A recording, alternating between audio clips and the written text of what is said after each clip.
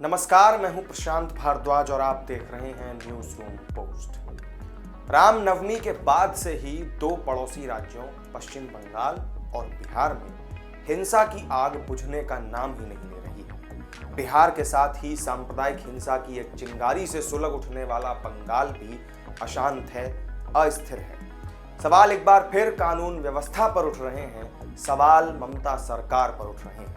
लेकिन ममता दीदी बंगाल को हिंसा की आग में झोंकने वालों के खिलाफ सख्त एक्शन लेने के बजाय लगातार इस मामले में कभी सियासी बयानबाजी करती हैं तो कभी हिंदुओं से मुस्लिमों की सुरक्षा करने का आह्वान कर रही हैं। पश्चिम बंगाल और बिहार बीते 6 दिनों से हिंसा की आग में झुलस रहे हैं। रामनवमी के दिन से शुरू हुई हिंसा और आगजनी का दौर इन दोनों राज्यों में अभी भी थमा नहीं है। गुरुवार को हनुमान जयंती है और ममता बनर्जी को शक ही नहीं बल्कि पक्का यकीन है कि रामनवमी की तरह ही हनुमान जयंती के दिन भी हिंसा जरूर भड़केगी। लेकिन इसके बावजूद पुलिस और प्रशासन से बैठक करके उन्हें दंगाइयों के खिलाफ सख्त एक्शन लेने का निर्देश देने के बजाय ममता बनर्जी हिंदुओं से ही अल्पसंख्यकों की सुरक्षा के लिए कह रही हैं। तो आखिर सवाल उठता है कि वो एक मुख्यमंत्री होते हुए ऐसा क्यों कह रही हैं? देश जानना चाहता है कि ममता दीदी की आखिर ऐसी कौन सी बेबसी है जो वो मुख्यमंत्री होते हुए भी हिंसक तत्वों पर नजीर बनने वाली कार्रवाई नहीं कर सकती।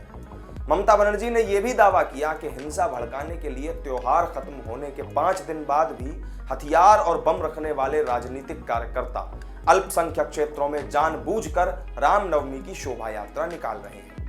बनर्जी की यह टिप्पणी हुगली जिले के रिसडा और श्रीरामपुर में रामनवमी की शोभा यात्रा के दौरान लोगों के 2 समूहों के बीच झड़प के एक दिन बाद आई। इन घटनाओं से पहले त्योहार के दिन 30 मार्च को हावड़ा के काजीपाड़ा में एक और झड़प हुई थी। बनर्जी ने पूर्वी मेदिनीपुर जिले में एक कार्यक्रम को संबोधित करते हुए कहा कि मैं अपने हिंदू भाइयों को यह देखने की जिम्मेदारी सौंपूंगी कि 6 अप्रैल यानी हनुमान जयंती वाले दिन वो अल्पसंख्यकों पर अत्याचार उस दिन न हो। ये तो समझ में आता है कि ममता बनर्जी राज्य में सांप्रदायिक सौहार्द कायम करने के लिए इस तरह की अपील कर सकती है, लेकिन एक मुख्यमंत्री होने के नाते जो ठोस कार्रवाई उनकी तरफ से की जानी चाहिए थी वैसे कदम न उठा पाना उनके खुद के ऊपर गंभीर सवाल खड़े करता है। और यह हाल तो तब है जब रामनवमी के दिन हुई हिंसा के बाद कलकत्ता हाईकोर्ट ने बंगाल पुलिस और ममता सरकार को कड़ी फटकार लगाई थी। हाईकोर्ट ने पश्चिम बंगाल सरकार से हावड़ा में रामनवमी की रैली के दौरान पथराव के बाद हिंसा और आगजनी जैसी घटनाओं को लेकर रिपोर्ट तलब की थी। कोर्ट ने हिंसा की घटनाओं को लेकर बंगाल पुलिस को भी फटकार लगाई थी। उन्होंने कहा कि वो क्यों इसे नियंत्रित नहीं कर पाई, जबकि उसकी अनुमति पर ही तो जुलूस निकला था। अदालत ने 5 अप्रैल तक राज्य सरकार से सभी सीसीटीवी फुटेज और वीडियो जमा करने का निर्देश भी दिया था। ममता बनर्जी ने आज खेजूरी में रैली की थी। यहां विपक्षी दलों पर निशाना साधते हुए उन्होंने कहा कि वाम यानी कि लेफ्ट पार्टियां और राम यानी कि भाजपा ने हमारे खिलाफ हाथ मिला लिया है। ममता बनर्जी ने निशाना साधते हुए कहा कि विपक्षी नेताओं की ओर से दूसरी जगह जाकर हिंसा करने के संकेत मिल रहे थे। ममता बनर्जी लगातार पश्चिम बंगाल में हुई हिंसा के लिए बीजेपी को कसूरवार बता रही हैं, जबकि राज्य का लॉ एंड ऑर्डर उनके हाथ में है। वो चाहें तो बीजेपी के उन तथाकथित दंगाइयों को चिन्हित करके उन पर सख्त कार्रवाई कर सकती है, लेकिन उनकी तुष्टीकरण की राजनीति उन्हें एक समुदाय विशेष के खिलाफ कुछ भी बोलने से रोकती है। वहीं दूसरी तरफ बीजेपी का कहना है कि दंगे टीएमसी ने कराए।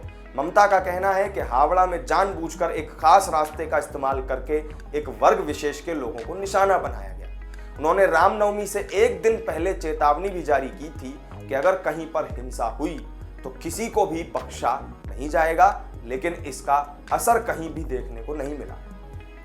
ममता बनर्जी ने रामनवमी से एक दिन पहले ही कह दिया था कि मुस्लिम इलाकों में शोभा यात्रा निकालने से बचें। अब भाई एक लोकतांत्रिक गणराज्य में जहां देश का कोई भी नागरिक किसी भी जगह जाने या वहां बसने के लिए स्वतंत्र है, वहां एक मुख्यमंत्री की इस तरह की अपील तुष्टीकरण नहीं तो फिर और आखिर क्या है?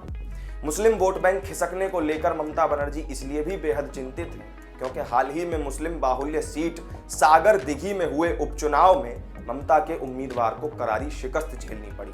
दंगों के बाद सबसे ज्यादा निशाने पर ममता बनर्जी का प्रशासन है। लोग कहने लगे हैं कि आखिरकार पुलिस और प्रशासन कर क्या रहा था। उसकी इंटेलिजेंस कहां थी? दंगाइयों को रोकने के लिए कारगर कदम क्यों नहीं उठाए गए?